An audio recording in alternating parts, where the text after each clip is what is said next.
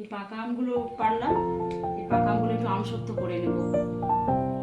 পাকলে বেশ মিষ্টি লাগে, তাই ভাবলাম একটু আমসত্ব করে নিই। কাঁচা পাকা মিশিয়ে সবগুলোই আমসত্ব করে নেব।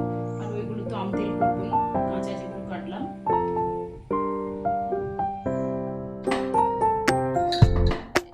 প্রেসার কুকারে দিয়ে দিলাম আমগুলো। কড়াতে দিলে তো অনেকটা টাইম লাগবে, তাই ভাবলাম একটা সিটিতেই হয়ে যাবে।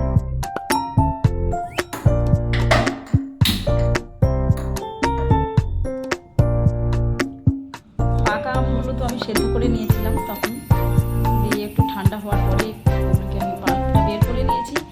পাল্পটা বের করে নিয়ে স্বাদ মতো একটু চিনি দিয়েছি, মিষ্টি আছে তবু একটু চিনি দিলাম। ওর সাথে একটু নুন হালকা করে দিয়েছি, মোটামুটি টক মিষ্টি ব্যালেন্সটা করে নিয়েছি। দিয়ে থালায় এবার দেওয়া শুরু করব। এই একটা থালাতে এইমাত্র সবই দিয়েছি, এরকম আরও দুটো থালাতে পাতলা করে একটু দিতে হবে। হালকা হালকা মেঘও হচ্ছে তো, তাই একটু পাতলা করে দেবো। আরও দুটো থালাতে দিয়ে দেবো। এবার এখানে একটা রোদে দিলাম, এখানে একটা রোদে থাক। আরও দুটো থালা রয়েছে, দেখি চেয়ার বের করেছি, চেয়ারে দেবো একটা।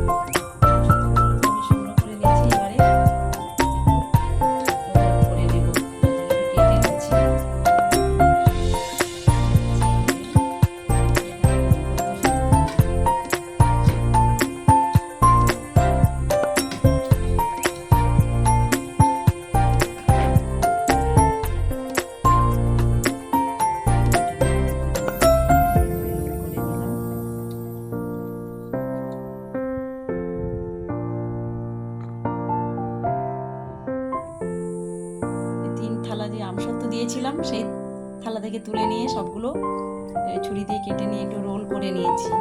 রোল করে এভাবে আমি কন্টেনারে রেখে দেব। আমার হয়ে গেল একেবারে সহজ পদ্ধতিতে আমসত্ব বানানো। এগুলো মাঝে মধ্যে একটু বেশ খেতে ভালো লাগবে।